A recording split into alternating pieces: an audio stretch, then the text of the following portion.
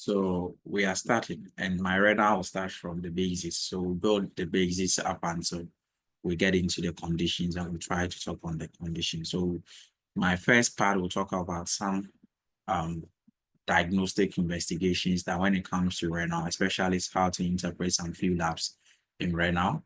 We'll move into renal biopsy interventions we need to know. We'll do someone going in for cystoscopy, what we need to know. Someone going in for bladder scan, what should be the ideal um, interventions as a nurse to undertake, or observations you need to make for someone going in for bladder scan. And then we talk a little bit on the investigations. We move into acute and chronic kidney diseases. We'll talk a little bit on them, and then we'll try our hands on questions as well. So the first thing we'll talk about is some renal function values, or some labs pertaining to the renal system that we all need to know. In fact, I always say that the English, nobody's going to ask you about anatomy and whatever. But if you have it at your fingertips, what it does is that it helps you to build your content up, gives you a better match understanding. However, when you are to learn English, learn what the English asks you of. And so we know that the renal system helps with regulation of a lot of body metabolisms. Come to talk of fluid balance in the system, certain electrolytes helps to regulate them. And so some labs are very important that we need to understand them and know how to interpret them when we come across them. So the first thing we'll talk about is BUN and then creatinine, or BUN. I'll talk about BUN and creatinine together because they are used to evaluate the kidney, how well the kidneys are functioning. And so when you see BUN and creatinine, mostly they are put together in questions. What they are used to evaluate is to evaluate how well the kidneys are functioning. And as we all know, when it comes to lab, you have to know the values, what the values are. And so for BUN, it measures blood urea nitrogen. As we all know, the renal system has to get rid of, urea and nitrogen from the system. So that means that when you have a buildup of these electrolytes, or you have a buildup of these waste products, urea and nitrogen, what it means is that the kidneys are not functioning adequately in doing that. So it is used to evaluate any issue with the kidney. So if you have high BUN level, it means that probably the kidneys are not functioning well. Same thing applies to your serum creatinine level. And so when we talk about serum creatinine level, we are also talking about how well the kidneys are functioning well to help clear creatinine from the system. And we have certain numbers or certain values assigned to them. So when you take BUN, we say the normal BUN level is supposed to be 10 to 20. Now, I always say that when it comes to the English, mostly when you are learning, if you can learn the units, that is fine. But if you cannot, mostly it is better to know the numbers. And so when you take, for instance, BUN, you realize that it has the milligram per deciliter aspect, and it also has the millimole per liter. The US system uses more of the milligram per deciliter, okay, than that of the millimole per liter and the other values. So it is mostly important to know the milligram per deciliter values than probably going to look out for the millimole per liter.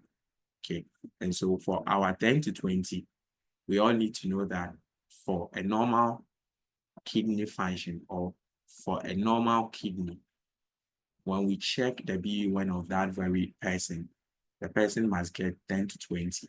If the person is having more than 20, that means that the person's kidneys are not functioning well. And it could be that the person is putting out more fluid, more waste products. The same thing applies to creatinine level. The creatinine level is also more than 1.2. It also indicates that the person's kidneys are not functioning adequately. So serum creatinine level is also between 0.6 to 1.2. That is the reference range. Mostly, I do see certain questions where in that instant, they will give you, let's say for male and female, they want to specify. Okay, but generally for almost all the materials, they all agree to 0.6 to the 1.2. I know that when it comes to the labs, some of the books say maybe one or two. In terms of the differences, you get one or two differences. But for the purpose of the English, especially if it is case study, they will always give you the reference range value that you have to make reference with. But you should also know the values, I mean, off head, so that if you go and then the labs are not showing, you know what normal values are, so that you don't struggle yourself a lot. So that is on BUN and creatinine. Always watch out for BUN and creatinine. It's one of the labs that are commonly asked in the English. Then the next lab we'll talk about will be the specific gravity, urine specific gravity. I believe that if you have done endocrine and you have done diabetes insipidus, you have done SIADH, you'll be very familiar with what we call urine specific gravity. With urine specific gravity tells you how well or how concentrated the urine is. Okay. And so if someone is not urinating a lot and the person is building up more urine, okay, for instance, someone with SIADH, we know that those people build up more fluid, and so they do not urinate a lot. And so the little amount of urine that they produce becomes very, very, very concentrated. And so in that instance, when you measure the urine specific gravity of those people who build up more fluid and do not produce a lot of urine, the little amount of urine they produce becomes highly concentrated. And that also makes their urine specific gravity go high. So we say that the higher your urine specific gravity, the more concentrated your urine is. Another scenario where you can get urine specific gravity to also be high is, let's say, when someone is dehydrated. When you are dehydrated, we know that it affects urine output. So you realize that anyone who is very dehydrated, the amount of urine produced by the person becomes very small. And mostly you realize that the urine becomes very concentrated. And so in that instant, if you go and measure the urine specific gravity, the urine specific gravity will be very high. However, if you have an individual who is producing more urine, for instance, let's say a diabetic client, and we know that in DM we have what we call polyuria. Same thing applies to people with diabetes insipidus. They also have polyuria. And so because they have polyuria and then they are producing more urine, it makes their urine to become very light in terms of the concentration or less concentrated. And so because of that, their urine specific gravity also becomes very low. And so the lower your urine specific gravity, the less concentrated your urine. And the normal urine specific gravity is also between 1.003 to 1.030. This value we should know, not knowing only the value, but one important thing is how to interpret urine specific gravity. It is very important you get to know which condition is the patient going to have high urine specific gravity, and in what condition is the person also going to have low urine specific gravity. And so high means that the gravity will be more than 1.030, and then low also means that the urine specific gravity will also be less than 1.003. I said that in conditions where you get high urine specific gravity, one is when the individual is dehydrated, producing less urine. Two, when there is SIADH, that is syndrome of inappropriate antidiuretic hormone, where the individual builds up more fluid in the system and produce less urine. It makes the person urine specific gravity to also go high. Then, in conditions where you can get urine specific gravity to be low, is one, when you have DI, that is diabetes insipidus, and also in normal DM, that is diabetes mellitus, you also have specific gravity or urine specific gravity also going low. That is on urine specific gravity. Then we also have the normal kidney function. This talks about the normal glomerular filtration rate.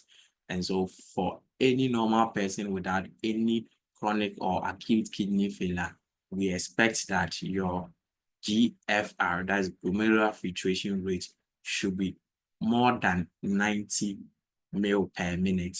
If you have someone having glomerular filtration rates being less than 90, it could be that the person is developing kidney failure. And so you have to watch out for the normal glomerular filtration rate, which is supposed to be more than 90 ml per minute. Then for our normal urine output, we all know that between 30 to 50 for an adult. In fact, we all know that when it comes to pedics, mostly we use the weights in determining the normal urine output. And so for infant or for pedics, mostly you use the rate of 0.5 ml per hour per kg. Okay. And so if you want to determine, in fact, you can equally use this formula or this to also even determine for that of adults. But mostly in adults, if you don't have the weight, you go for that of the normal range, which is 30 to 50. And that of pedics, if you have the weight there and you want to determine what we call the normal urine output for that very child, you use the 0.5 ml per hour per kg, and you multiply it by the child's weight, then you'll be able to get the ideal urine output for that very child with the expected number of hours that you have also been given. And so briefly, these are some important labs that at least we need to know and familiarize ourselves with for the purpose of our English and how to interpret them. And so that will be this. If you have any question you want to bring on board or you want a clarification on this, you can equally bring it up before we make a progress. Sorry, can you take the way you calculate the normal urine output for the child again? I didn't hear that side. I said 0.5 ml per kg per hour. So let's say you have a child who weighs 10 kg, okay, and you want to determine the expected urine output for that child per hour. You multiply 0.5 by the weight, which is 10. The value you get is supposed to be the expected urine output for the child per hour. That is per hour. Okay. So if you want for 24 hours, then you multiply the value that you get for per hour by 24, and then you get 24 hours. That's clear. Thank you. All right.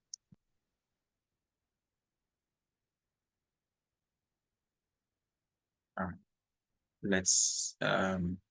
Let's talk about cystoscopy. Someone going in for cystoscopy. Some important things we need to know for cystoscopy.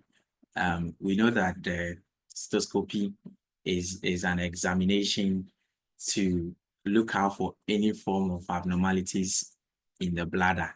And so the bladder mucosa is examined for inflammation, any form of calculi, any form of tumors using a cystoscope. Now, that is an imaging is taken in the bladder, okay, and that helps the healthcare provider to examine the inner lining of the bladder to spot any form of inflammation or any form of stones or any form of tumors over there. That is the actual procedure, which is cystoscopy. So the healthcare provider will introduce a cystoscope inside there to visualize the area. Now, there is an added procedure which can be done. Let's say the healthcare provider introduced the cystoscope in there and then spots any spots a tumor or things that there is a tumor there. The healthcare provider can go ahead and pick a tissue, which is a biopsy. So we'll do renal biopsy, which is a different procedure on its own. But you realize that here I'm saying that a sample of a biopsy may be obtained as part of the cystoscopy. However, when it comes to cystoscopy itself, it's not taking a tissue. That procedure is not for the tissue unless the healthcare provider now identifies that there is a tumor or there is an abnormal growth, and the healthcare provider wants to do histopathology to determine what the cause may be. Then a tissue sample may be taken as part of the procedure to examine what the cause of that very abnormal growth may be. And so that is typically what cystoscopy is. When it comes to the increase, remember, no one is going to ask you that, but at least you need to know the important things here are the interventions that you do, your pre-procedure interventions, and then post-procedure. Especially, do you expect to identify any form of blood, any form of clots after the procedure? What and what should the client report to the healthcare provider after the procedure? Those are the important things that NCLEX is going to ask you. So when it comes to our pre-procedure interventions, of course, we know this is an invasive procedure. You have to introduce a scopy, or you have to introduce a cystoscopy. Something has to be introduced through the ureters into the person. So we are saying that a biopsy can even be taken. So you still need a consent. And so you have to, as a nurse, you have to verify to make sure that the consent has been obtained. So verify that an informed consent was obtained. If a biopsy is planned, you would need to withhold food and fluid for the time prescribed.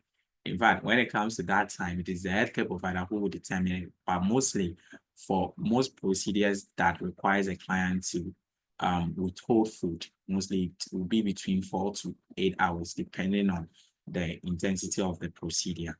So that will also be determined by the healthcare provider. If a cystoscopy alone is planned, there is no special preparation in terms of clients withholding food. In fact, the procedure can even be performed in the healthcare provider's office, that is in a consulting room. The procedure can be done there.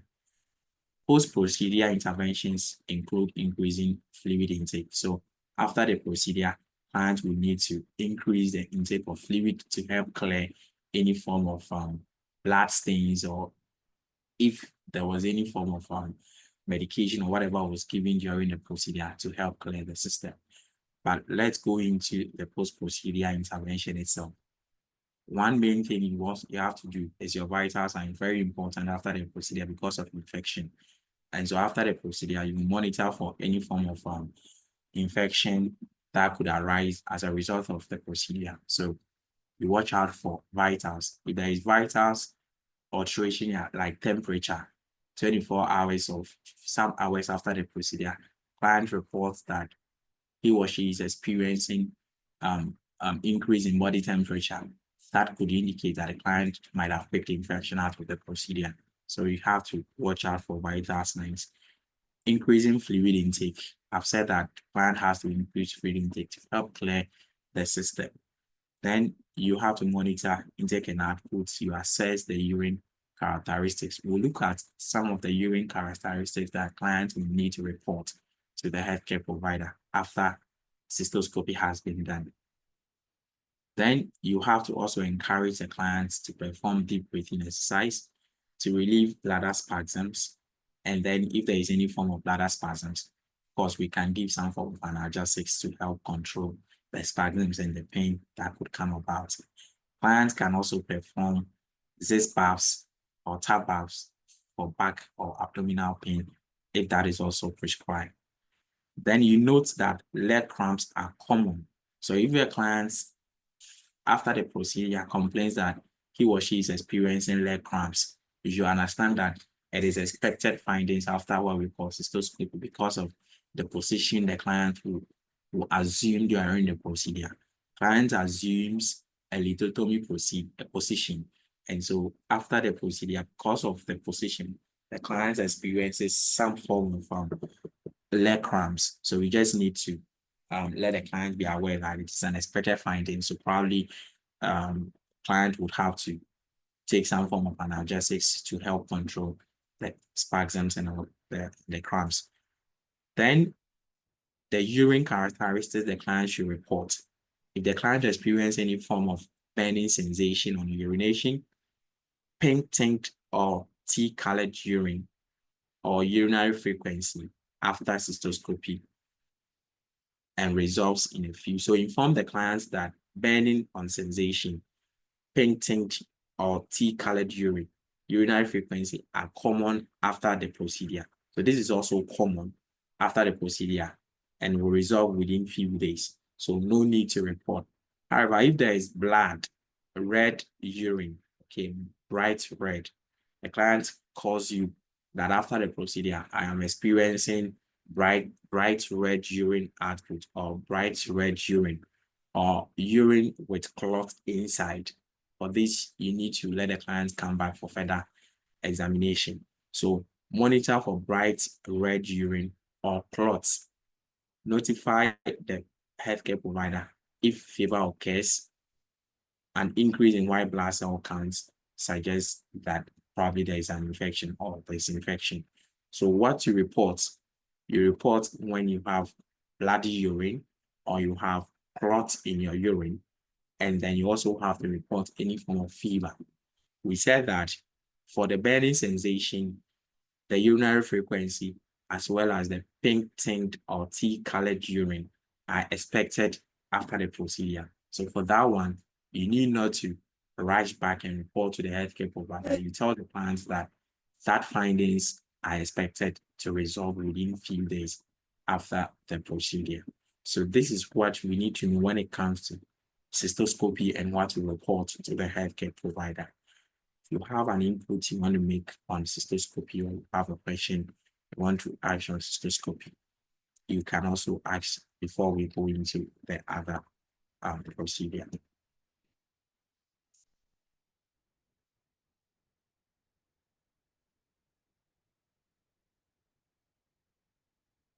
All right, 24-hour urine collection. So let's look at what goes into 24-hour urine collection. In fact, this is also the same thing as if, let's say, someone is going in for creatinine clearance test. If you are going in for creatinine clearance test, you will need to collect your urine for a period of 24 hours. So any amount of urine the client will produce will need to be collected throughout the entire 24-hour duration. And so if you see urine clearance or creatinine clearance test, like a client is going in for creatinine clearance test, and then they ask you how you're going to collect the urine, you should understand that that very procedure requires that you collect all the amount of urine the client will produce within 24 hours, and then the sample will be taken to the lab for the investigation to be done. And so because of that, we need to know how to educate the client on how the urine will be collected, especially the starting time and the ending time of the procedure. What happens when the client tells you that I forgot and I discarded a certain amount of urine within the 24-hour period? What do you do? Do you continue, or you have to restart the procedure again? And so those are some interesting things we need to know once we prepare ourselves. And so first of all, you have to check with the lab and the healthcare provider if the clients would have to observe certain specific instructions, such as dietary or medication restrictions, before you kickstart the procedure. You instruct the clients about the urine collection, how long it's going to take for the clients to produce the urine, so that the clients will understand the procedure, and then not to discard any amounts when probably you are not there when the client produces the urine. So you have to instruct the clients about the urine collection, the starting time. You instruct the client to void and discard the sample. This point is very, very important. When the client is beginning the procedure, let's say client is to start the procedure at 6 a.m. And so exactly at 6 a.m., you would tell the client to empty the urine. when the client empties the client empties the bladder. And so before the start of the procedure, we want to see the bladder to be empty. Nothing should be there. Nothing should be in the bladder before the start of the procedure. So before the start of the procedure, the bladder should be empty. So whatever amount of urine that will be produced at the start of the procedure should be discarded. And so at 6 a.m., you tell the client to empty the bladder. After emptying the bladder, that amount of urine that will be produced should be discarded. So the client will discard that urine. Then you start counting, or you start collecting the urine from there. Any amount of urine that will be produced after that, you have to collect it and then keep it there. So you collect all urine for the prescribed time, that is within the 24 hours. You have to make sure that you keep the urine specimen on ice, or you refrigerate it, especially if, let's say, you are in a facility where there is no refrigerator, and then you need to do a 24-hour urine collection. You have to make sure that you have an ice chest with an ice in there so that you can preserve the urine. We know that urine is one sample that when you keep it there for some few minutes or hours, you have bacteria invading the sample, and so that can affect the outcome of the results. Okay, so that can affect the outcome. That is why it needs to be kept in a refrigerator or in an ice pack, or when you have an ice pack, you have to put it inside it so that you keep it and then prevent any form of bacterial invasion. So you keep the urine specimen on ice, or you refrigerate it. You have to check with the lab if they would have to add any form of preservative to it during the sample collection. Then after the procedure, you have to make sure that the client empties the bladder. But this time around, the client should not discard the urine. The client would have to add the urine produced at the end of the procedure to whatever has been collected. So we said we started at 6 a.m. So that means that next day, 6 a.m., that is when the procedure is ending. So next day, 6 a.m., you tell the client to empty the bladder again. After emptying the bladder, whatever amount of urine that came out, you have to add it to whatever you have collected, and then you send it to lab immediately as possible as you can do, or you keep it in the refrigerator and then until maybe the time is due for you to send it to lab. So at the end of the prescribed time, instruct the client to empty the bladder and add the urine to the collection container. Now, if, let's say, during the procedure after 5 hours, 6 hours, client tells you that, I forgot and then I discarded a certain amount of urine, that means that you have to restart the entire procedure again. So if the client tells you that I discarded a certain amount of urine during the 24-hour urine collection procedure, you would have to restart the procedure again and time and start again. And so that is one point we need to know. When the procedure is starting, what you do with the urine that will come out. When the procedure is ending, what you do with the urine that comes out. If the client tells you that I discarded any amount of urine, what do you do? Do you start the procedure again, or you have to continue from there? You have to start the procedure all over again when the clients discard any amount of urine within the collection period. And so that is on 24-hour urine collection. Or doing, yes, I've seen you. Just raise your hand. If you raise your hand, I'll let you in. Okay. I just want to learn before I open the floor for those of us. Okay. Yes. So 24-hour urine collection, this is the procedure. Or if someone is going in for creatinine clearance test and they are asking you what procedure client has to do, this is what client will need to do. So Madam Vivian, I saw your hand up. You can come in. Okay, sir. Please, I want to find out, let's say our starting time is 6 o'clock, as we've said. So the following day, 6 o'clock, she's supposed to end. But at 6, she didn't have the urge to urinate, maybe 6:30 or 7. So what will she do with that one? That one is not part. So at 6 a.m., just tell the client, empty the bladder. As whether client is able to produce urine or not, you are ending the procedure there. So if the client is not able to produce urine, it means that the bladder is not full. So you ended the procedure there. So you don't wait till 6:30 when the client has the edge or that's when you end the procedure. No, you end it whether clients can produce urine or not. You end it there. Okay.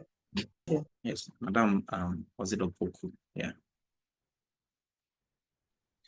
Hello. Yeah, hello. Sir, thank you. Thank you for the presentation. Mm. Please, I would like to ask whether during the collection of urine, you are supposed to, the specific quantity, the mils that a patient is supposed to accumulate. Any amount. Do we have a minimum or maximum? No. All the urine range? produced. All the urine produced, you need to collect it. So it's not like you collect some and leave some.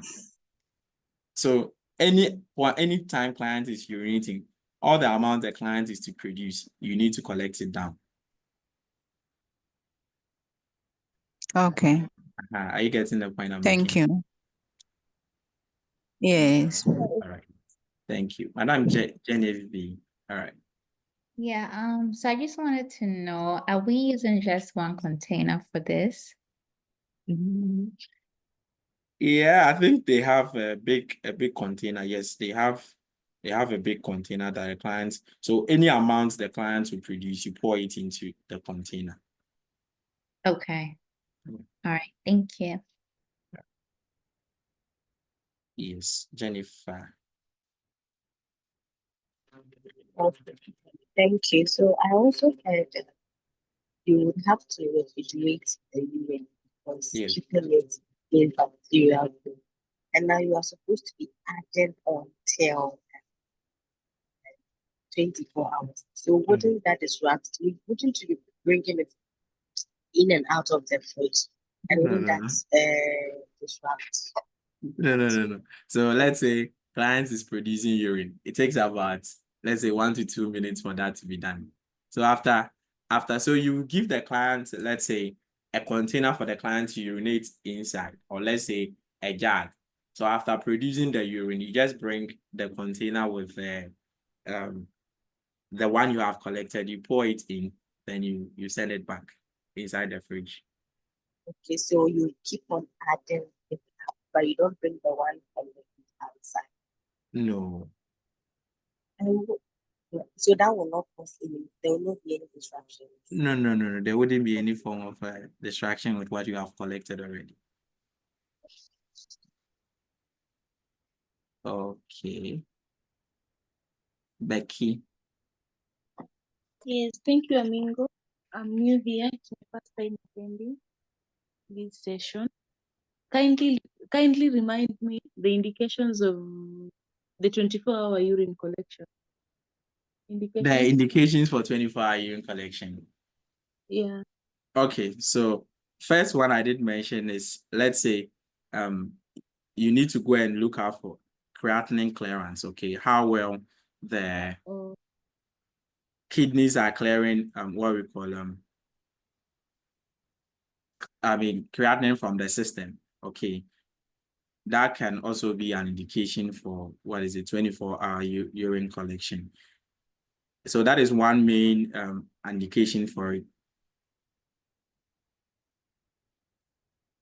And then probably the healthcare provider also wants to find out, let's say, client, let's say, has, kidney stones, okay. And then probably the healthcare provider wants to go and then screen to find out whether there is the stones in terms of the composition of the stones. You know, in kidney stones, you could have the components being, let's say, calcium as the main cause of the renal stones. So kidney stones also is one of the indications for what we call 24-hour urine collection. Pheochromocytoma. Let's say someone has pheochromocytoma. we know that in pheochromocytoma, we have what we call catecholamines that is in excess, leading to the increase in the blood pressure and all those. So if you have done endocrine, I believe you have a fair idea on what pheochromocytoma is. And so in pheochromocytoma, you can also be asked to do a 24-hour urine collection for a client. Then you also, even in Cushing's syndrome, you could also equally. Then how well the kidneys are functioning and all that.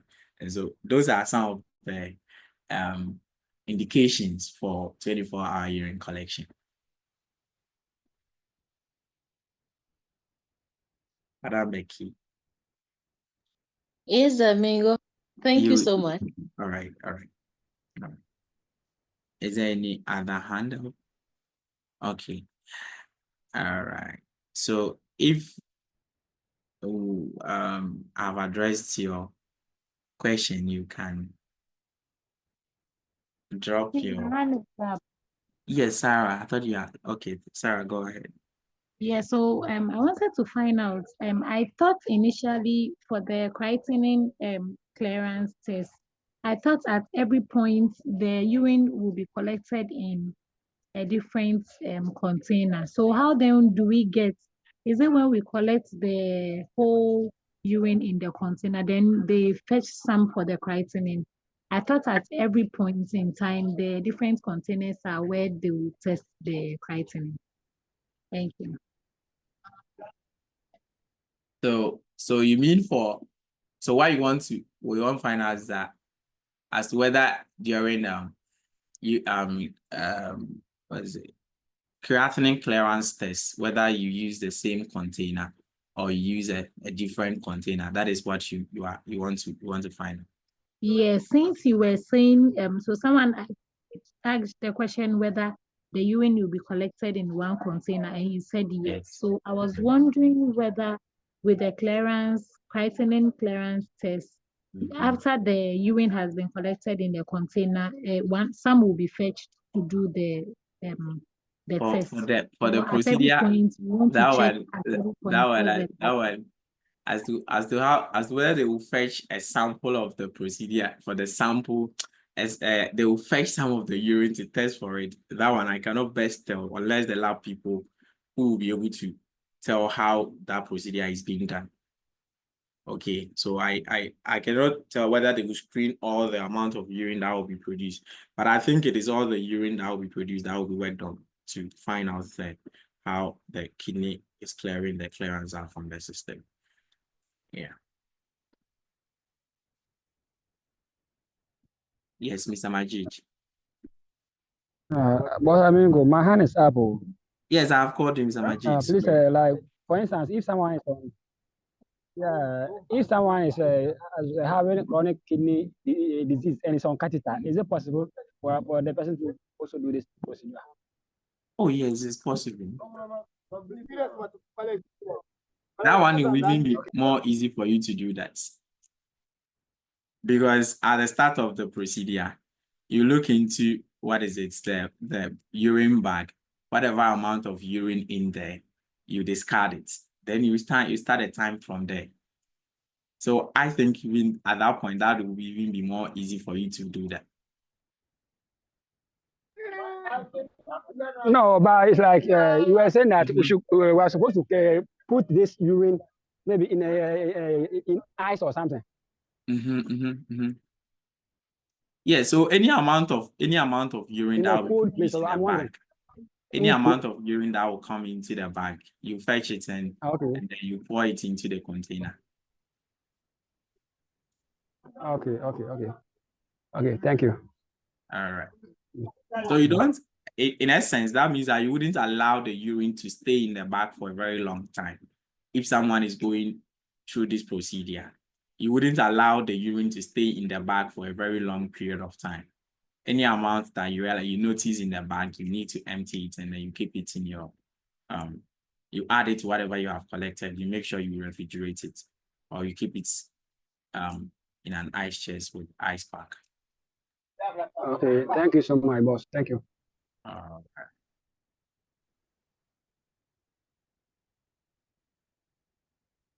All right, let's look at renal biopsy. biopsy, we all know. And so for this biopsy procedure, okay, you can apply it to, let's say, someone going in for liver biopsy. The only thing that differs is probably the position you need to assist the client to assume during the procedure and then after the procedure.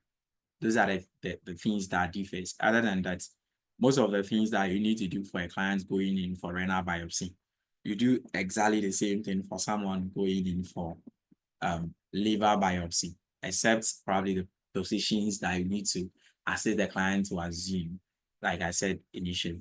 So with your renal biopsy, so we are taking a sample of, the kidneys, okay, to assess any form of abnormalities, probably any form of abnormal growth or something like that, okay. So a needle will have to be introduced through the flank area into your the kidneys, and then a sample will be taken from there. So before the procedure, vital signs are very important. And so one contraindication to renal biopsy is when the person has high blood pressure. And so if the BPs are not well controlled, the client is not allowed to undergo renal biopsy, because if the BPs are high and the client goes in for renal biopsy, that puts the client at risk of what we call bleeding. And so you need to watch out for uncontrolled hypertension when someone is going in for renal biopsy.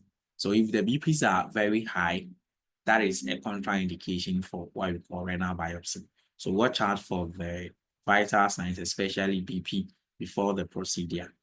Then your baseline coagulation study is very, very important. In here, what are we talking about? We are looking for your platelet counts. We are looking for PT-INR level. We are looking for APTT levels. Okay, are these coagulation studies within their normal ranges?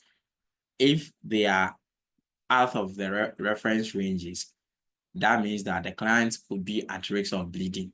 So upon the renal biopsy, the client can bleed more. So you watch out for your baseline coagulation studies. This is also applied to someone going in for liver biopsy. You need to watch out for the coagulation studies values to make sure that they are all within the reference ranges. If the client is on anticoagulant, you will need to stop the anticoagulant at least 1 week prior to the procedure. So the client is on warfarin, heparin, rivaroxaban, client is on antiplatelets such as clopidogrel, such as aspirin, and then NSAIDs. We know that all these medications affect what we call coagulation. And so if client is going in for a biopsy and client is on any of these medications, stop the medication for 1 week prior to the procedure. You might need to also do grouping and cross-matching so that in case the client is bleeding and then you might need to transfuse the client, it will be very easy for you to do that. So patient is typed and cross-match for blood, although that is not really mostly done. It's rarely happens that someone goes in for renal biopsy and then you might need to transfuse the person. But in order to prevent any unforeseen circumstances, you will need to do that and then know what the client's blood group is, so that in case you need it, you can quickly do that. You have to verify that consent is signed or obtained. You have to withhold food and then fluid as prescribed. And just like I said, with a time frame, mostly you have to withhold it maybe 4 to 8 hours prior to the procedure, or based on what the healthcare provider's instructions are. During the procedure, you have to position the client prone with pillows under the abdomen and the shoulders. The reason why clients have to assume a prone position is that we are going to, or the healthcare provider is going to introduce a needle through the flank areas. And so when you lie prone, either the right or the left side that the procedure will be performed, the healthcare provider can easily do that. So you lie on prone position, then the back will be showing up, and then the needle will be introduced through your flank areas. And so that is the position the client will need to assume during the process. It's important we know the position the client assumes during the procedure. Then after the procedure, vital signs, very important. Remember, if someone is bleeding, one thing that will first happen or be affected is the blood pressure. The blood pressure will first be affected before the heart rate will come in as a form of a compensatory measure or mechanism to help raise what we call the blood pressure. So watch out for hypotension and tachycardia, which could indicate that the client is bleeding. Then you provide pressure to the biopsy site for about 30 minutes as prescribed. So mostly after the procedure, the clients will be given a pillow probably to put it at the incision site or where the biopsy was taken. If it is the right side, the pressure has to be applied at the right flank or at the right side. If it's the left side, it's the same thing. You need to apply some pressure there for about 30 minutes to help with, coagulation and then prevent bleeding. You have to monitor hemoglobin and the hematocrit, which will indicate if the client is bleeding, they're all going to go down. Then you place the client on a strict bed rest in a supine position with a back roll for additional support for 2 to 6 hours after the procedure. So after procedure, clients might need to rest, bed rest, no activities after the procedure for about 6 hours. Because if the client after the procedure goes to engage in any form of activity, that can affect the client and then lead to bleeding. So you need to rest the client, strict bed rest for about 6 hours after the procedure. You have to check the biopsy sites and then under the clients for bleeding. So probably some form of dressing will be applied. So you look at the dressing site to assess for any form of bleeding coming out. If there is any, you need to inform the healthcare provider. You have to encourage the client to also increase the amount of fluid intake to about 1.5 to 2 liters per day as prescribed. If there is no any form of contraindication to that, clients will need to take about 1.5 to 2 liters of water to also help flush out the system. Then clients observe the urine for gross and then microscopic bleeding. So you have to look out for any form of bleeding. Madam Sila, kindly mute out for us. Sila, kindly mute out for us. You have to observe for any form of bleeding, either gross or microscopic bleeding. So any form of bleeding after this procedure, you report that, especially through the urine. You have to report that. Then you have to instruct the client to also avoid heavy lifting and then strenuous activity for up to 2 weeks, for about 1 to 2 weeks after the procedure.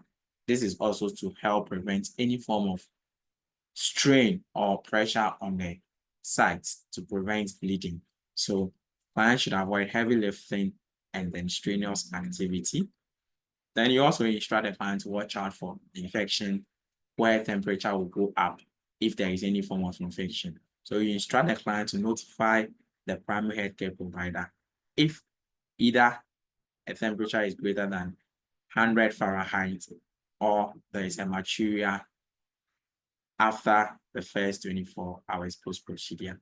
So you need to report this if any of these things happen after the procedure. So that is also on what we call liver renal biopsy.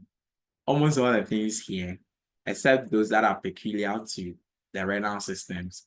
Other than that, most of the things I did mention will apply to liver biopsy, monitoring for bleeding, except the position, because we know the liver is on the right side. So after the procedure, client has to assume a right lateral position, or you position the client on the right side after the procedure. But before the procedure for liver biopsy, clients would have to assume a position where the right side will be showing up so that the healthcare provider can introduce the needle there to pick the sample. And so most of the things here will apply to that of liver biopsy. So watch out for some of these things over there as well. So that is on a biopsy taken for the kidneys, or if someone has a renal biopsy. I think this should be the last procedure here. That is bladder scanning, or someone goes in for bladder scan. Mostly. Sorry. Wait. One after the other came. Yes. The temperature 37.8. Doesn't mean that any temperature above 37.8 is. In Because fact, initially I used to think something like 38 going. I used to think that's maybe a sign of infection. Yes. So after 37.8, of course, the temperature is rising up. We expect normal temperatures to be less than 37.5 or 37.5 coming down, between 36.5 to 37.5. So if you have someone with 37.8 upwards, you should be monitoring for infection there. Okay. And mostly infection is a concern after 24 hours. Okay. If someone goes in for any surgical procedure, it is unlikely for you to see infection within the first 24 hours. Yeah. And so mostly infection is a concern mostly after 24 hours. Okay. Thank you. Yes. Hello, Joy. Can come. Okay, yeah. So I have a question. So what if, like, say you're like you have to withhold the medication, but what if the ironer or the PPT is quite low? What do you do in that situation? Oh, if it's low, okay. So if it's low, you also have to report it to the healthcare provider. Okay, so that the healthcare provider will come in. And so low, let's say, can you give me a value so that I let's say Let's say the baseline. So let's say for example the creatinine is I don't know, just something really low, and the bone is very low. So abnormal. I understand the point. I understand where you are going, but in this instant, mostly we are watching. If the INR is low, it means that the client is not at risk of bleeding. True or false? True. Yes, so that means that client is likely going to go through the procedure. Okay. Okay. No, I just wanted to know because yes, I get you. Thank you. But mostly we are looking at high INRs and then PT. Is that the case? Yeah, no, that's fine. Yes, exactly. I get your point. But mostly we watch out for high INRs and PTs and all that. That's probably that's when you need to hold the procedure and then probably have to watch the INRs further. But if it is low, it means the client is not at risk of bleeding. And it will even take a long time for what is it? Or coagulation will even be faster if the INR is very low. It means that coagulation will take place very fast, and that will not put the client at risk of bleeding. Okay, thank you so much. Yes. I've not met such a question before, too, but it's good sometimes you go out of the box and see how things go. Yeah, definitely. All right. Is there any further question or input here? All right, let's do bladder scan. This thing, the only thing I want us to look out for is the post-voidal residual volume. Okay. What is the normal post-voidal residual volume you look out for? It is important, if someone goes in for a bladder scan and then the residual volume or the post-voidal residual volume captured by the scan, it's above a certain value. What do you do? That is one main important thing about bladder scan. And so it is for people, especially those with BPH, who tend to have issues with emptying the bladder. Sometimes they empty the bladder and still have some amount of urine staying in the bladder. And so the healthcare provider wants to find out how much of urine remains in the bladder after the client has urinated or after the client has emptied the bladder. Of course, you cannot completely empty your bladder to say that there is no amount of urine in my bladder. No, it doesn't happen like that. After emptying your bladder or after urinating, you still have certain amounts of urine staying in there. And we have the normal volume of urine that should remain in the bladder after you have urinated. If you have excess of it, okay, probably you might be having bladder cancer, you might be having BPH and all that. And so that is an indication for someone going in for a bladder ultrasonography or bladder scanning. The procedure is a non-invasive method for measuring the amount of urine in the bladder. So it may be performed to evaluate urinary frequency, inability to urinate, or amount of residual volume or residual urine. Very, very important. So the residual volume, for the normal urine residual volume, we say it should be less than 100. Okay, so that means that if someone goes in for a bladder scan and then the residual volume is more than 100, you need to report that to the healthcare provider for further actions to be taken. Okay, so it is very important that we know the post-voidal residual volume. And I said that the amount of residual urine or post-voidal residual urine should be less than 100 ml. If you have more than 100, that means client is retaining more urine in the bladder after emptying the bladder. So you need to report that to the healthcare provider. That is one thing I just want to bring on board here when it comes to bladder scan for us all to understand.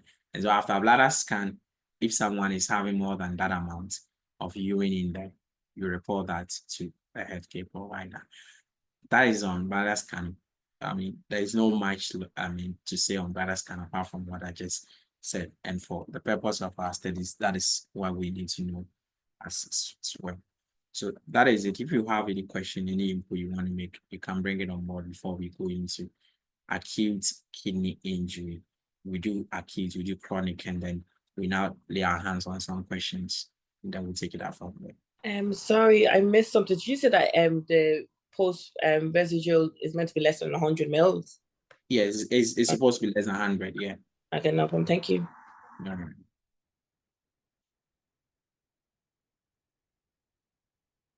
All right, so let's look at acute, kidney injuries. Okay, we go into them. We look at the causes. We look at the stages of it, how the system has to work in order to help revive the kidneys back if the client is be able to recover fully. Okay, so we'll go through the procedures, or we'll go through the stages, and we'll go through them. Okay. Yes, so with acute kidney injury, we are looking at a rapid loss of the kidney functions, okay, from renal cell damage. So we all nurses, we might have come across patients with renal issues where all of a sudden the client loses, his or her renal system, cease to function normally, where the client now tends to build up waste in the system. So all of a sudden, the client goes into acute kidney injury, where probably there wasn't any indication as to whether the client was even going to have that problem. And then the client ceased to urinate, and then all other waste products, you realize that BUN creatinine all will be going up in the system. And so it occurs abruptly. But one good thing about acute is that it is mostly reversible, or it can be reversed. So if especially the clients get the needed support during the initial stages of the condition, the problem can be reversed. The acute can equally lead to acute kidney injury, leads to cell hypoperfusion, cell death, and then the compensation of our renal function. So the kidney cells loses what we call its ability to function. So there's cell death there. Then blood supply to the kidneys is equally affected. So you have hypoperfusion to the kidney, or the renal cells will also be there. And then the prognosis will also depends on the cause and then the condition of the client, especially if the client is a young person and then is affected. Mostly they are able to go through the reversal stages and the person recovers either partially or fully. But if it is an old person with, let's say, some underlying medical problems, it quite becomes very difficult for the client to, recover fully or recover. And so they end up having what we call chronic kidney diseases. You could have the near normal or normal kidney functions maybe resume gradually. So just like I said, it could take about 1 to 2 years for the client to recover fully and then have a normal kidney function or a near normal kidney function. The causes, we group them into 3. We have the pre, post, and then intra. And so pre-renal causes, we have intra-renal causes, and then we have post-renal causes. And so intra or pre-renal are problems before the kidneys, or problems before, problem before the kidney. So the main problem is the kidneys. And so we are looking at any problem outside the kidneys that can lead to a kidney injury.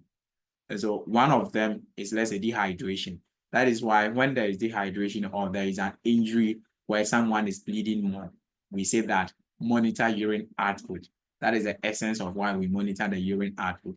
Because when the fellow is bleeding and is losing more blood and there is dehydration, there is what we call hypoperfusion of the renal cells, and that can lead to cell death. And when that happens, you could have acute kidney injury happening. And so when you have dehydration or you have hemorrhage leading to what we call acute kidney injury, we said that cause is a pre-renal because it is before the kidney. The problem is not with the kidney itself, it is before the kidney. And so some of the pre-renal, I've talked about dehydration, trauma or surgery can also lead to that, where there is bleeding. Then decreased cardiac output for people with cardiogenic shock, it can also lead to it. Just like I said, anything that will lead to reduced blood supply to the kidneys, okay, can lead to what we call acute kidney injury. And that becomes a pre-renal because it is before the kidneys get affected or before the kidneys. So these are some of the pre-renal problems. Another thing you can also talk about would be infection. So when you have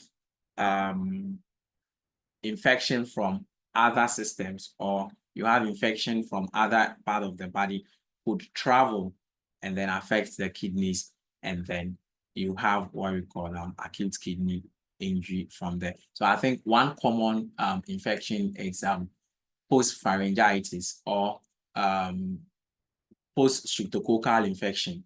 After someone has been infected with a streptococcal infection, it can affect what we call the glomerulus, and then a person could develop what we call acute kidney injury from there. So you watch out for some of these causes. You also have the intrarenal.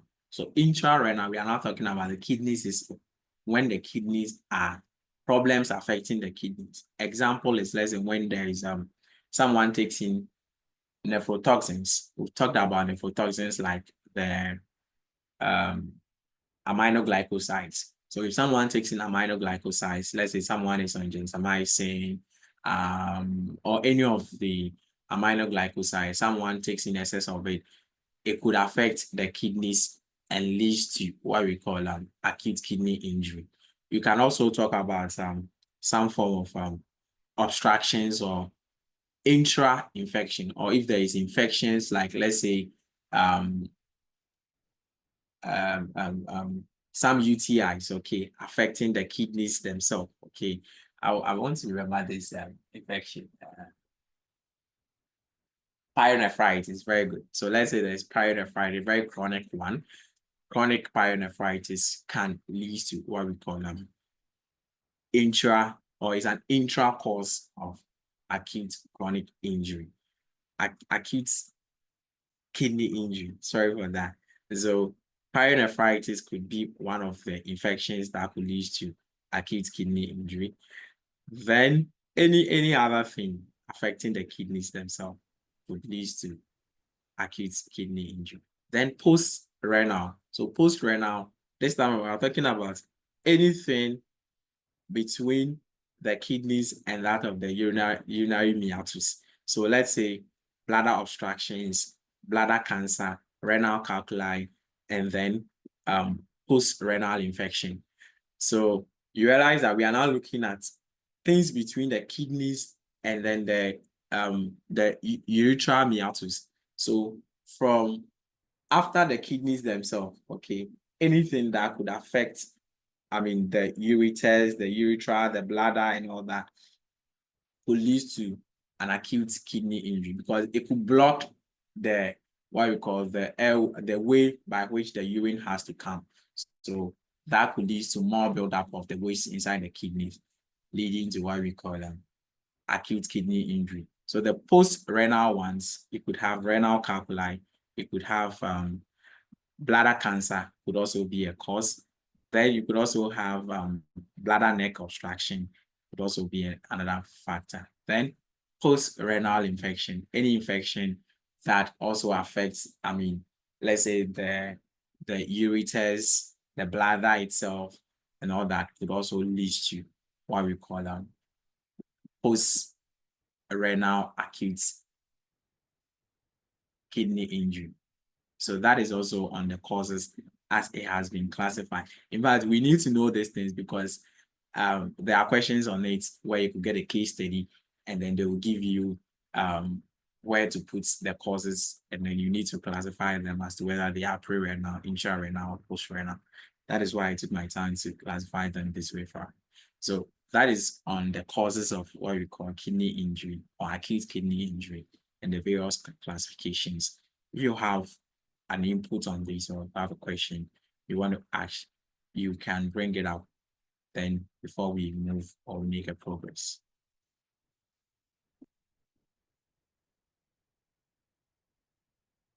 Our next thing will be on the phases. Okay, so when someone is affected with acute kidney injury, we said the problem is abrupt. Okay, the onset, it happens all of a sudden, and you realize that the client will be there and say, I'm not able to produce urine at all. So urine production has ceased. The client is not able to bring out urine.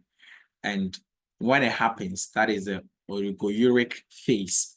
There is oliguria or the oligouric phase, where the client does not produce urine.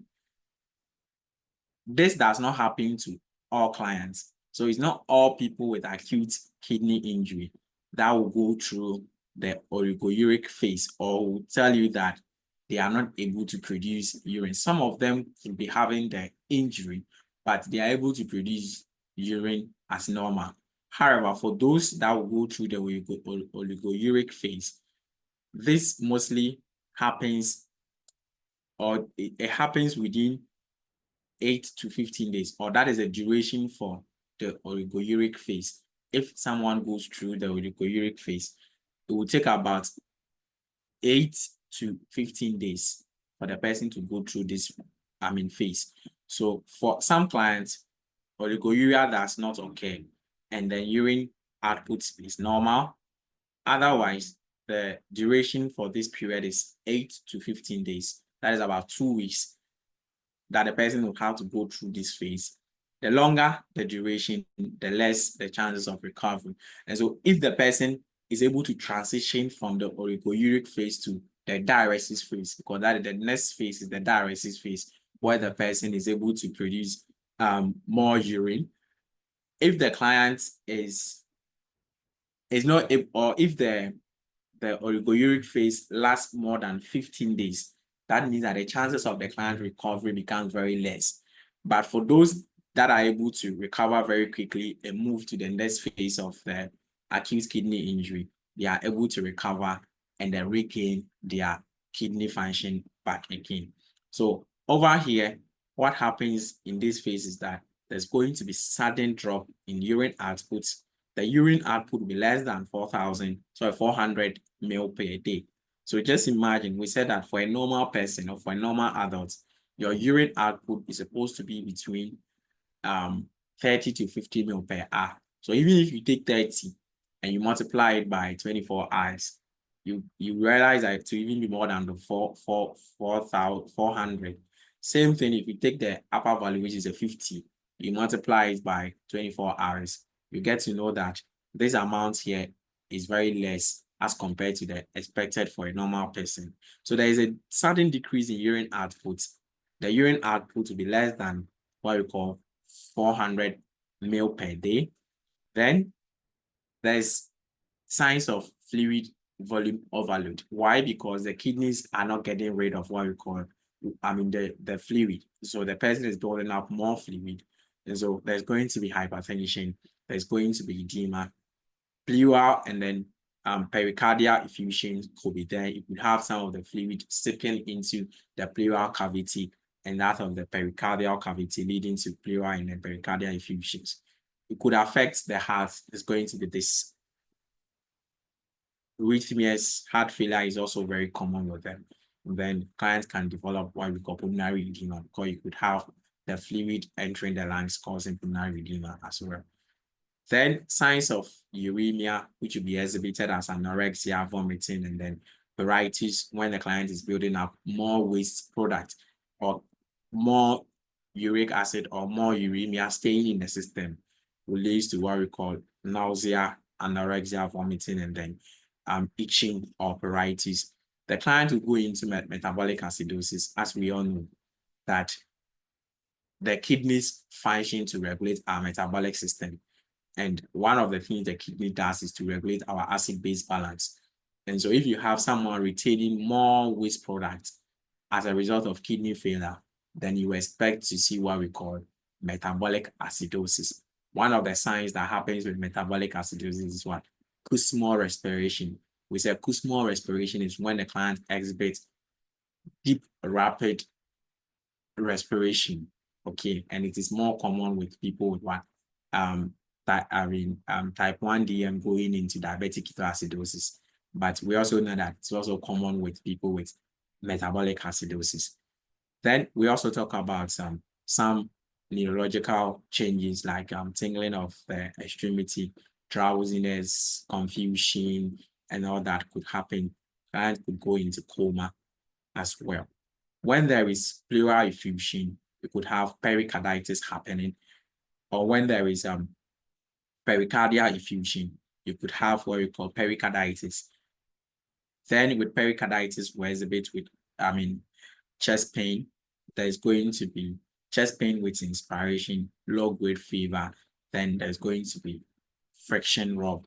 When the client's breathing, then the client will complain about chest pain upon breathing in. Then early recognition of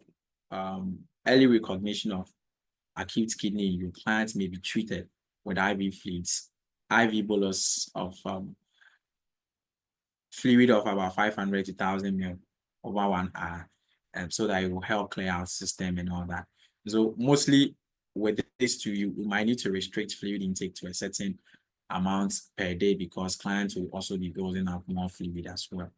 And so you have to restrict fluid as well. And so mostly clients will need to take about 400 to 1,000 ml of fluid. Plus, if there is hypertension, if hypertension is present, daily fluid allowance may be about 400 to 1,000 ml plus the measured urine output. And so mostly because the client is building up more fluid, hypertension is there. You don't want to bombard the client with more fluid so that pressure will continue to go up. You might need to limit the amount of fluid you are giving to the client to about 400 to 1,000 ml per day as well, so that you limit the amount you are giving as well. Your medications could be diuretics to promote urinary output as prescribed. Then, to help also with fluid regulation, electrolytes and all that, you need to watch out for your electrolytes. So with your labs, as I said, BUN, creatinine, very important. You watch out for decreased urine specific gravity for a pre-renal cause. For intra-renal cause, you watch out for a normal specific gravity. Then you also, I'll come to you, Madam Jennifer. I just want to land, okay. For a decreased glomerular filtration rate, you have to watch out for it. Creatinine clearance, you have to watch out for a decreased creatinine clearance as well. Hyperkalemia, very important because the client will be building up more potassium. And so potassium level mostly goes up here. Normal or decreased sodium level could also be there. Because the client is building up more fluid, it tends to kind of what we call dilute the sodium level. So you could have normal or decreased sodium levels. There is hypervolemia, there is hypocalcemia, then phosphorus level will also go up. So these are some of the electrolytes and the labs you watch out for someone who is having acute kidney injury during the oligouric phase. Yeah, Madam Jennifer, you can come. Okay. Bosamingo, thank you. Please, I was thinking out loud concerning the diuretics. Okay. The kidney is injured, so giving diuretics, aren't you causing more harm? I just want to know. Thank you. Okay. And so we are saying that the kidneys are not able to excrete urine. What does diuretics does? Diuretic, it is not a nephrotoxic. It is only nephrotoxics that if you are given in this instant, you will be much more careful with it.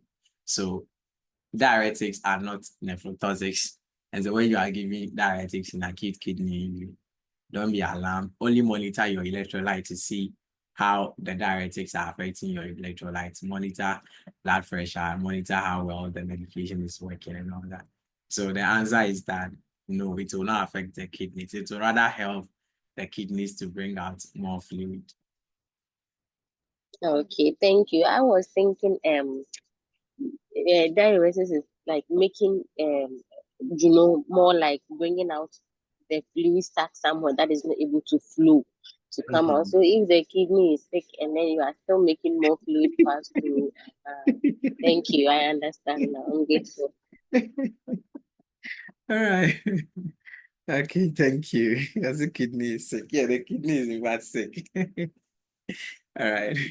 Yeah, the kidneys are sick, but you can give your diuretics. If the diuretics are not successful, then probably you think of clients going in for dialysis and those advanced procedures to help with this. Okay. But at this point, you have to try your diuretics to see if the kidneys can bring out the urine. What I mean, what the diabetes, which one will you give? Will you give maybe the frozen marion or the spermatogen? When we did the diuretics, Majid, which of the diuretics do you think at this point you're going to give? Maybe maybe frozen marion. See, we said this client is having hyperkalemia. So if someone is having hyperkalemia, will you go ahead to give the potassium sparing? No. Will you go ahead to give potassium sparing? No. No, So okay. So you choose one that will even help eliminate more potassium. Okay. That's it. All right.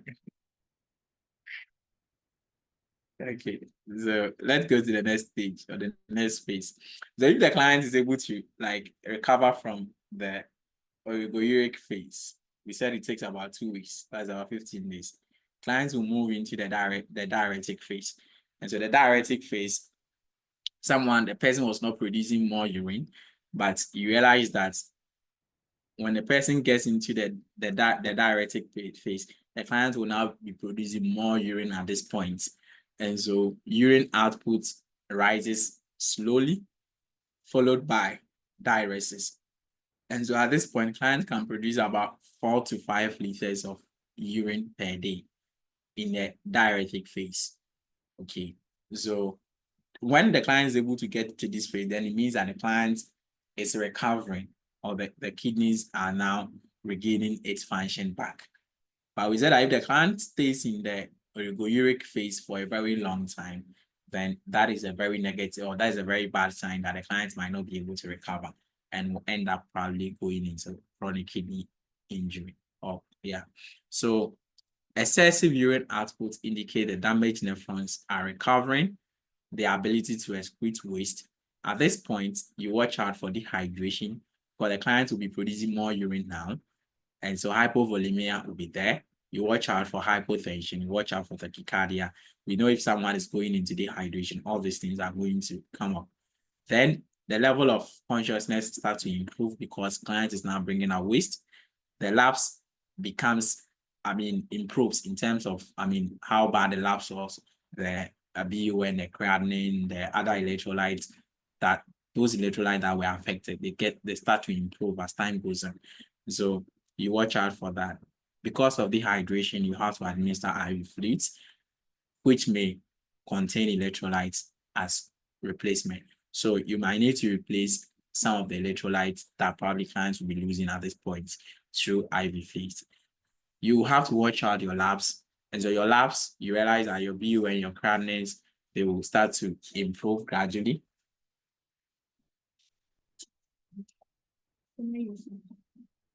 That one is not good. Use this one. Use this one.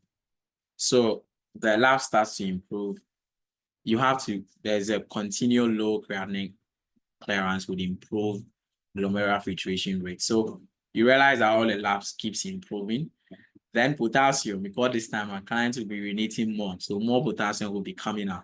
So you watch out for potassium, you watch out for sodium, you watch out for the entire volume of fluid within the system. So hypovolemia, hypernatremia, as well as what we call hypokalemia can equally happen at this point. So these are what you watch out for in what we call the diuretic phase. If the client is able to move from the diuretic phase, the client goes into the recovery phase, which will take about 1 to 2 years. The urine output returns to normal, memory improves, the client gains strength, and then for older adults, it's less likely than younger. Just like I said, if you are young and you get acute kidney injury and you are not doing drugs and other things, the likelihood that you are going to recover fully is very high. But if you are an adult, a grown up, and you get a problem of this sort, the likelihood that you can gain full recovery back will be affected. So even though you can recover, but not to gain 100% recovery. If the client is not able to go through all these phases, then the client will end up in chronic kidney disease or chronic kidney injury, which is very bad. So we pray that every person who goes through these things would go through the recovery phases and then be fine. The lapse in the recovery phase, you could have the glomerular filtration rate becomes normal, more than 90. BUN creatinine levels all stays normal. A complete recovery will take about 1 to 2 years for the client to go through the process. And so that is it for what we call the recovery phase. Other interventions, I think I did mention all these things. Labs, vital signs, very important. Hypertension, tachycardia. You watch out for any abnormal, vitals, okay? BP, heart rate, respiration, and then irregular heart rate, especially because we said potassium is going to be affected. We know that when potassium is affected, the client could have a topic T wave and all that. You could talk about the fact that the client could go into fibrillations and all that. So you watch out for irregular heart rates that could result in because of the electrolyte imbalances. You monitor urine output. I've talked about it, how the color and all that. Then a client needs to weigh him or herself daily on the same scale with the same clothing, the same time each day. What amount of weight gain will you have to report to the healthcare provider? And so client will need to note an increase of weight or an increase in weight of about 0.5 to 1 pound per day. So that means that if a client is gaining weight of 0.5 to 1 pound per day, clients will need to report that to the healthcare provider. That is about 0.25 to 0.5 kg per day, which could indicate the client is retaining more fluid. You monitor for changes in the BU and the labs. You have to monitor to see if everything is intact. We talked about the fact that clients have metabolic acidosis. And so in metabolic acidosis, your bicarb goes down. And so mostly bicarbonate level will go down less than 22. Then pH will also be what? Will also be very down, indicating that the person is having acidosis. So you may need to be treated with sodium bicarbonate to help bring out the bicarbonate up. You have to monitor protein level, you monitor hematuria, monitor any form of casts or specific gravity of those things we talked about. We need to monitor for that. And then you monitor for the level of consciousness of the clients to see how much of waste are being accumulated. You monitor for infection. In fact, if one is affected or is having acute kidney injury or kidney disease, mostly they become more susceptible to infection. And so their immunity level comes down. And so you need to watch out for infection, and then you have to treat. So temperature is very important. WBC counts, you watch out for those things. You watch out for pulmonary edema, which will be exhibited as freckles if it happens. Why? Because client is retaining more fluid. So some of the fluid can enter the lungs, leading to pulmonary edema. So you watch out for freckles, you watch out for wheezing, you watch out for rhonchi, which all could indicate that there is pulmonary edema. Then with the diet, when someone is having acute kidney injury or kidney injury, in terms of the diet, you want to give low to moderate protein. The diet is very important when it comes to, urinary system. So watch out for protein. Say clients can take low to moderate protein to help decrease the workload of the kidneys. And then when it comes to carb, the clients can take in high carbohydrates diet. Then if clients may require nutritional support with supplements, sterile nutrition, and parenteral nutrition, that will also be determined by the healthcare provider. So administer the prescribed diets. Usually clients will require low protein diet, low to moderate protein diet, and then high carbohydrate because of calories to help, with strength and other stuff for the clients to work out. You reduce potassium and sodium intake as prescribed based on electrolytes. So you have to watch what the electrolytes are before you determine, how much of potassium you are going to give or how much of sodium you give, or whether you restrict this thing. But mostly this electrolyte or this foods that contains this electrolyte are mostly restricted, especially potassium and then sodium, because you know that definitely potassium level is going to go up. So you might need to restrict that. For sodium, you have to look at what the electrolytes are before you determine them. Then you have to administer medications. Furosemide, as we did mention, you have to be alert of your nephrotoxins. So we talked about nephrotoxins, example being the aminoglycosides as well. So you have to avoid nephrotoxins as much as possible. If you have a nephrotoxin prescribed to a client, you have to report that to a healthcare provider if the client is having acute kidney injury. You have to be alert to the healthcare provider or you be alert to the healthcare provider's adjustments to medications and all that. Okay. Just like we said, there are some medications that the kidneys will need to excrete them after metabolism has taken place. And so if you have the kidneys being affected and cannot perform this function, you have to be alert with some medication usage. Dialysis will be the ultimate if medication fails. So clients will then need peritoneal dialysis, or clients will need hemodialysis. We'll talk about the dialysis and we'll learn everything about dialysis as well. So that will also be done. Or at long last, clients might maybe go in for a renal replacement, or yes, that is a kidney transplant, okay, or renal transplant to replace the bad one there. emotional support and all that. You have to be very consistent in terms of caregiving to the client. And so at this point, that is the end of acute kidney injury or acute kidney disease. And so after this, I believe that anywhere we meet a question on acute kidney injury, we can deal with it very well. This is supposed to be our last part of today's class.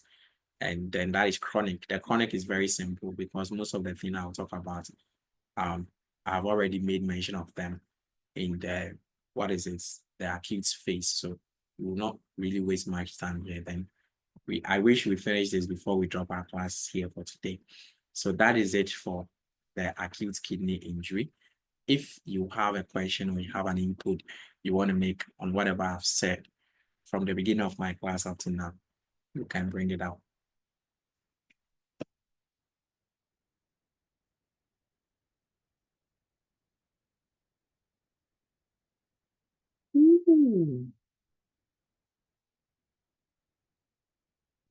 All right, so let's look at chronic kidney injury. Okay, and so just like we said, if the client is not able to recover fully from, or client is not able to recover after acute kidney injury, the client ends up in chronic kidney injury. But before you can diagnose someone of having, hey, I'm getting feedback here. Before you can diagnose chronic kidney injury, you might have monitored the client for about 3 months. Okay, so we said that chronic kidney injury definition is that when there is a slow, progressive, irreversible loss in kidney function with a glomerular filtration rate less than or equal to 60 ml per minute for 3 months or longer. So that means that before we can say someone is having chronic kidney disease, the person's GFR, that is glomerular filtration rate, should have been less than 60 ml per minute, or should have been equal to 60 ml per minute for a continuous 3-month duration or more. So when you monitor the glomerular filtration rate and consistently for 3 months, and it is either less than 60 or always equal to 60 for a period of 3 months, then we can now say someone is having a chronic kidney disease. Or you have it occurs in stages with a loss of 70% of the functioning nephrons. The client becomes symptomatic.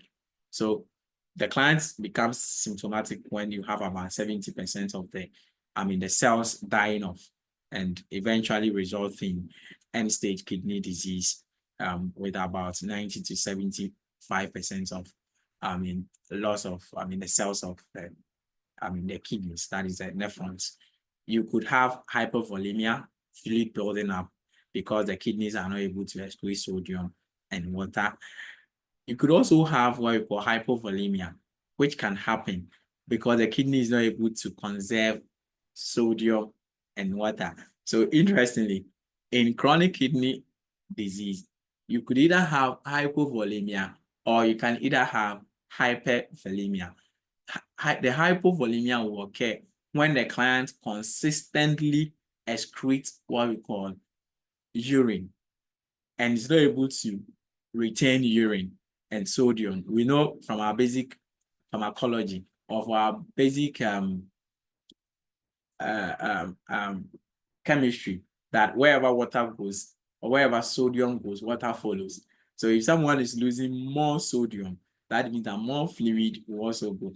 So we could have someone with a chronic kidney disease who is not retaining fluid, but rather excreting more fluid because the kidneys are not able to, the cells of the kidneys are dead, and so they are not able to retain sodium and water. Okay, so let's understand that you can either have hypervolemia or you can have hypovolemia in chronic kidney disease based on what the problem is. We'll give you the causes. We've talked about acute kidney injury. You could have other conditions like DM. So we all know diabetic, nephropathy, which can happen. You could also have hypertension, which can also happen. So hypertension could also be a cause of chronic kidney disease, where at the end of the day, the kidneys are not able to get enough blood supply consistently. They loses what we call the nephrons, or the nephrons loses its function and they die off, and that leads to chronic kidney disease. Then we also have chronic urinary obstructions, recurrent infections. Then renal arterial occlusions, autoimmune diseases could all affect what we call the kidneys, and then affects the kidney function. The assessments are just as we mentioned in acute kidney injuries. The electrolytes are going to be affected, level of consciousness going to be affected, hypertension if the client is retaining more fluid, hypotension if the client is rather losing more fluid. Because of electrolyte imbalances, you could have muscle cramps. Then the client also becomes more at risk of injury. Okay, and so there's potential for injury. The building up of uremia will lead to what we call pruritus because of waste buildup in the system. Then it could equally lead to anemia. Why anemia? Because we know the kidneys produce what we call erythropoietin, and erythropoietin is helpful with red blood cell production. And so if you have someone with chronic kidney disease, then that means that the erythropoietin production by the kidneys are going to be affected. And that is what leads to the anemia.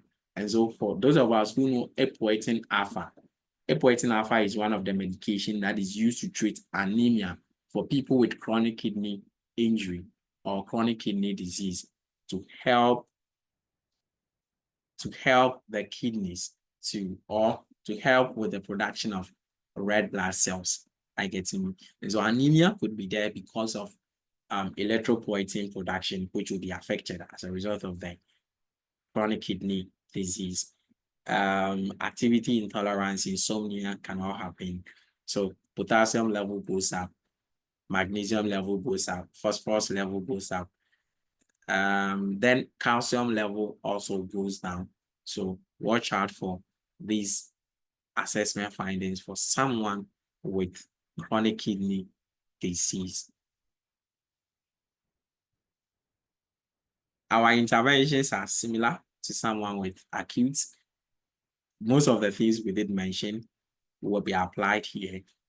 Monitoring vital signs. Your diet, you have to give moderate protein, then high carbohydrates, low potassium, low phosphorus. You provide oral care to prevent stomatitis and then reduce discomfort from the mouth source. You could also have to provide meticulous skin care to prevent what we call pruritus. So provide skin care to prevent pruritus because of buildup of what we call uremia. So they tend to have body itch. So you have to, provide skin care. And then you teach the client about fluid and diet restriction, about the importance of daily weight or daily weighing. We've said that if you weigh a client and the client is gaining weight of about 0.5 to 1 pound per day, that means the client is building up more fluid. So you watch out for that. You have to provide supports. This is a chronic condition, so it becomes very difficult. We all know, we've all cared for people with chronic conditions before. We know how difficult it is. You have to provide emotional support and all that. And then clients might need dialysis and then kidney transplant and all that. So you need to, involve the relatives and all that. Discuss lifestyle modification that will be required during this phase. And so that is also a brief summary on chronic kidney disease that we will also talk about. Then we'll try to see if we still have time. We'll do some questions, or we'll do questions based on what we have done so far. And so if you have a question you want to ask or inputs based on what I've said and you want to bring it up, you can bring it up before we make a progress from here. Thank you. Amigo. Hello. Amigo. Yeah, senior. Okay. Go, yeah, I go ahead. once read a question, and Mhm. I once read I was solving some objectives, and the question asked between hyperkalemia and sepsis, which of them have the highest mortality in kidney failure? And that particular question said infection. Then I was reading, that one was on social media, one of this enclave group. And that particular similar question also said hyperkalemia. So I was a little bit confused.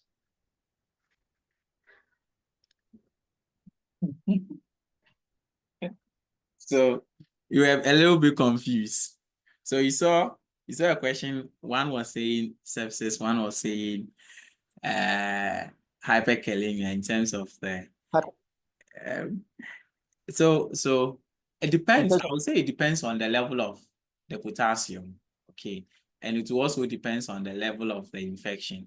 But we know that for sepsis, it will be more of the if for one to be said to have sepsis, the WBC will be very high, 17, mostly 30 thereabout. But truly, before I can answer the question, I should know the potassium level, and then because we know that in hyperkalemia, you have to watch out for cardiac dysrhythmia. That is one of the main problems that happens with hyperkalemia, especially the top peak T waves and all that. So in the enclaves, okay, when you have hyperkalemia and you have sepsis and you have potassium level being very high, the first thing you tackle is the potassium aspect, where you give calcium gluconate to help protect the heart, even before you give your antibiotics. And so because of that, I also go with the hyperkalemia. Okay, thank you. And the second question is about the 24-hour urine correction. Let's say a precision has made that we should do, an order has been put that we should do it for a toddler. You should do it for. We know toddlers are between, I think, a toddler. Yeah, go ahead. Do you understand? Yeah, I understand you. Go ahead. And maybe that particular toddler cannot obey orders. So now, how are we going to do it? So catheterization or mostly you have to do you have to put what we call a cotton, okay, into the diaper. Then whenever the client empties the urine, you have to pick the cotton out with the then you squeeze the urine out of it, then you get the volume produced.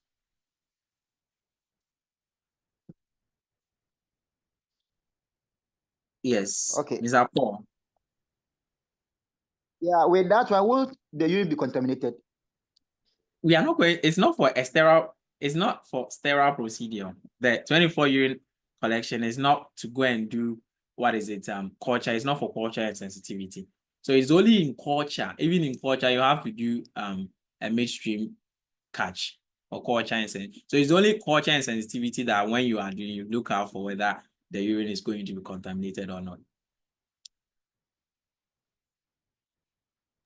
Oh, okay, thank you. Thank you very much. If it is not culture, okay, if it is not culture, don't really think about, infection there as whether the urine will be contaminated or not. It is only for culture that when you have to do culture and sensitivity, you pick a sterile, or you do it sterile procedure, making sure that the urine is not contaminated. Yes, I have two hands up. I don't know if the hands are to this question or they want to ask questions. So, Madam Sarah, let's go. I see you. The hand is up. Yeah. Yeah, so in addition to what he said about the babies, so that sometimes we insert a urethral catheter and then we use to measure. Then in other ways, we weigh so we have to use a one particular diaper. So we weigh the diaper that the baby is on. And then when the diaper gets wet, we weigh the wet diaper, and then we subtract the diaper weight from what we had from the soaked diaper. And so every ml per kg of that diaper is equivalent to the urine. So assuming the diaper was 1 kg and then the urine with diaper was 5 kg, now we have 4 ml, 4 kg, which is equivalent to 4 ml. Yes, exactly. And then So we use that one. yes, but what you are bringing on board is when you want to know the amount of urine produced, or you want to estimate the amount of urine production. But he was asking if you want to collect the urine for 24 hours for, let's say, creatinine clearance or whatever procedure, or for whatever investigation. Yes. So there is another item that we use. It looks like a rubber. So for the females, we use to cover the vulva. It's a sterile rubber. So the urine are collected inside, and then we pour, and then we measure. Then when we finish, we stick it back. Yeah. Yeah. So it attached to the vulva, and then we use them. All right. Thank you. There was another hand up. Was it Jennifer? Please, it was just what I wanted to say. Is what she said. That's fine. Thank you. All right. Any further question or input here? The next is performing a discharge teaching on nutritional therapy for a client with chronic kidney disease. Which statement indicates that further teaching is needed? 1, because I have chronic kidney disease, I should avoid canned soups, and cold cuts sandwiches. 2, I can use a salt substitute because I am required to restrict both sodium and potassium in my daily diets. 3, I must avoid eating raw carrots and tomatoes on my salad because I take dialysis treatment. Sorry, hemodialysis treatment. 4, the popsicle I eat should be counted in my daily fluid intake because they become liquid at room temperature. Yes, Mary, your hand is up. Thank you very much. I think with all the information given, number 2 is the odd one. Number 1, because I have kidney disease, I should avoid canned soups. Yes, the client is right. Then number 2 says that I can use salt substitute. You are not supposed to take too much salt because salt is also one of the factors that causes the kidney disease. Because in it you can get a retention of the sodium. Then I must avoid eating raw carrots and tomatoes on my salad because I take hemodialysis treatment. So I'm not too sure, but I think it's the salt substitute that is the answer. Then the popsicles I eat should be counted in my daily fluid intake because they become liquid at room temperature. So number 2 is the answer. She needs to be re-educated. Thank you.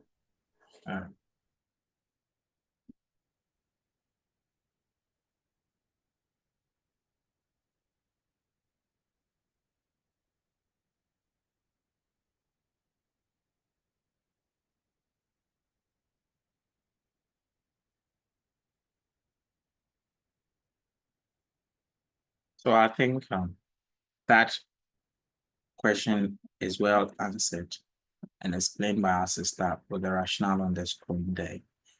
So let's go to this question. But I mean, isn't the question confusing? What makes it? Because it looks like the answer 2 saying I should, please can you go back? I can use salt substitutes because I am required to restrict. So the client actually knows that he or she is not supposed to take in both of how do you call it, both sodium and potassium. But then can you substitute? That is what is confusing me. Let me come. Probably you don't know what salt substitute is, right? So don't be confused anywhere that if someone says I will use, in fact, salt substitute contains high of potassium.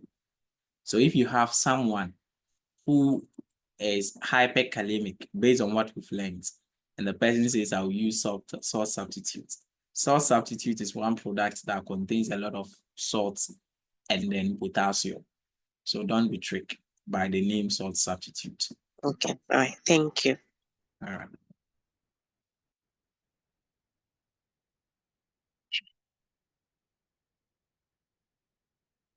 A client has been given instructions about collecting a urine specimen to test creatinine clearance, which client statement indicates a correct understanding of the specimen collection procedure. One, a catheter is placed temporarily to collect urine and then remove. Two, I must provide a midstream urine sample into a sterile container.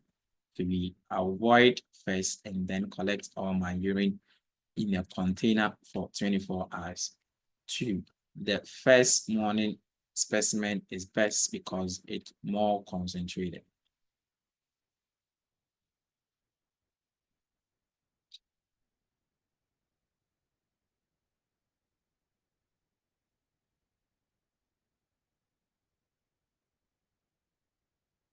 Okay.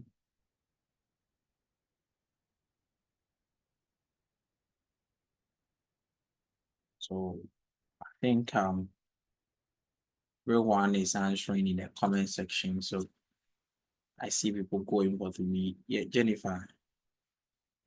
All right, so I am thinking that the answer should be three. So let's go. One, a catheter is placed temporarily to collect the urine and then remove. We are saying that it should be over 24 hours. So you need to void for us to get it. So I'm not picking that one.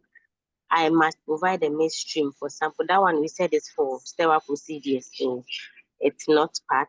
And then void first, like we said, and then collect the others for void first before the procedure, and then collect for the next 24 hours. That is actually correct. And then the first morning specimen is best because it's more no. So I'm still taking the thing. All right. I think points were made. All right. So that is it.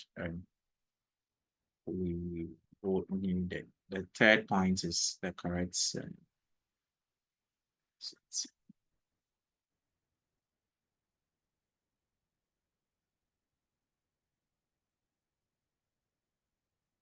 All right. So let's see the next question.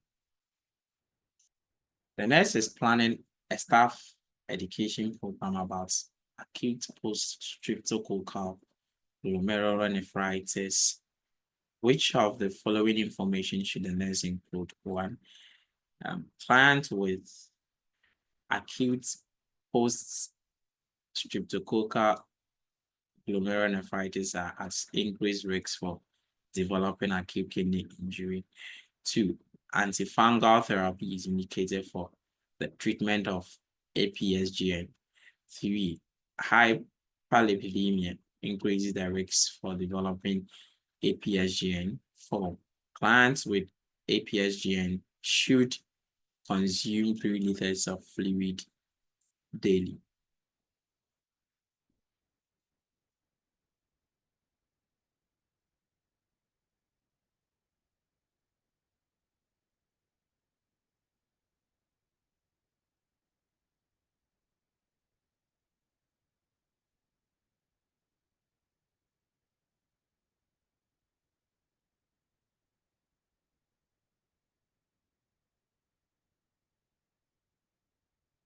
Okay, so let's go on. That's also the answer for this very question.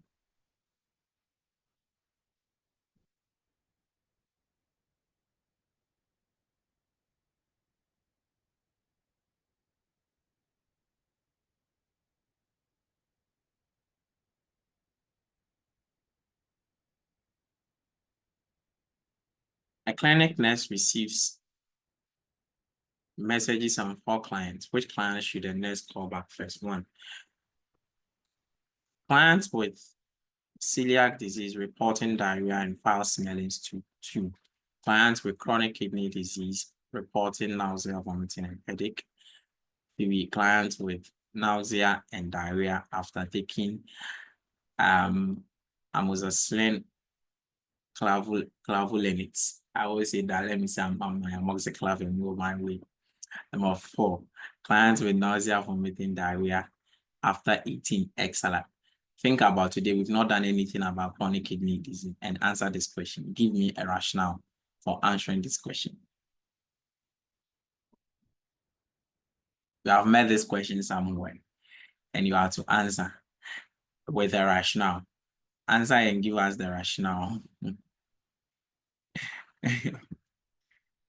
You have to call, which of them are you to call back first? You have to prioritize these 4 clients. So tell me why you are prioritizing that very client.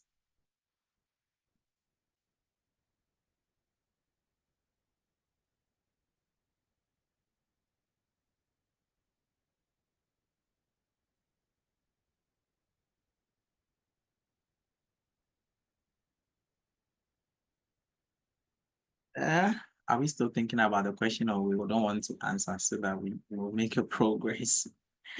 I see. Okay, so that we take it up from there. I just want to say that, okay, assuming we've not done anything on chronic kidney disease today, okay, and you are to call these patients back, which of them would we have called back first? I'll probably go with number 2. Yes. Oh, sorry. Go ahead, sorry. Sorry, I'll probably go with number 2 because nausea, well, actually, I don't know, because nausea, vomiting, and headache is signs or symptoms of chronic kidney anyway. So, actually, I don't know. Not that I'm reading the question again. But yeah, probably number 2. Okay. Thank you, Joy. Jennifer. Okay, please. I will pick 4 because we said hypovolemia could cause AKI. So this client is very much at risk if not corrected. Is so much at risk of getting AKI. That's why I'll pick this one. Thank you. Okay. Sinamingo. Yeah, hello. I will take number 4. Yeah, I will take number 4 because in Go ahead. option 1, the expected diarrhea and the foul smell are cardinal signs of someone with celiac disease, so it's expected. Then clients with chronic CKD, they will have nausea, vomiting, and headache because of waste products in the blood, which are also expected. Then clients with nausea and diarrhea after taking amoxicillin, it might be the side effect of oral amoxicillin. Then with option 4, vomiting and diarrhea after eating egg salad might be probable cause of food poison. That's why I'm considering option 4. Okay, thank you. I still have some hands up.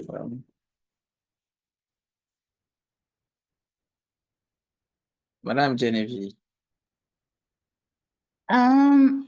I'm going for option 4 because this client is losing more fluid as compared to the other client. So that's why I'm going for 4. Okay, that's fine. Then Juliet. Yeah, Juliet, you can unmute yourself and come in.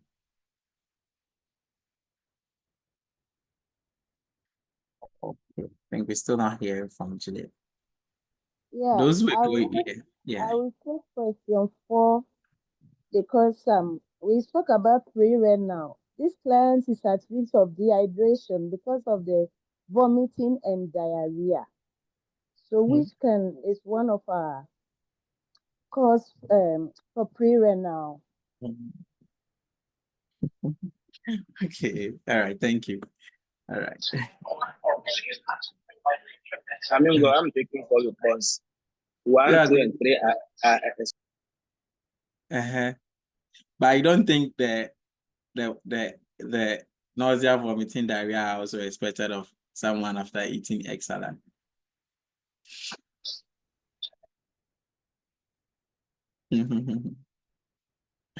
Okay. So the answer is the 2. Okay. I just wanted us to not to think that because with the chronic kidney disease, that's why we're going for the 2. But the 2 because of the headache that is there. The headache that indicates that someone is in uncontrolled hypertension with what we call the chronic kidney disease at the moment. The 4, yes, but it could be that the person is having gastroenteritis. That's why the person is having those nausea, diarrhea and all those things. So it could be food poisoning. But when you look at the findings now, the 2 point more to hypertensive crisis as a result of, the increased waste product and buildup of fluid in the individual. So we will meet such a prioritization question somewhere. That is how you should look at it from. It is typically not for you to see someone with, even though the nausea, vomiting could happen, but it's not also quite typical with the chronic kidney disease. That is when especially when the headache aspect comes in. Okay. The headache aspect that's what makes it more hypertensive encephalopathy. So you have to watch out for that aspect of the assessment findings with regards to a patient with chronic kidney disease. And then you are good to go with who to see first. We all know celiac disease, yes, it is there. The amoxiclav after having nausea, diarrhea, it is also something you could associate with it. It could be some side effects of the medication, which really you will not really, see that clients as a first priority at this point. All right, so we are about 17 minutes into our closing time, so we will end our class here for today, and then probably we'll call it a day, and then hopefully next week or we meet again, and then we see what we can do thereafter. And so if you have any question, you have any input you want to make based on what we've discussed today, you can bring it up so that we see if we can address it before we close for today.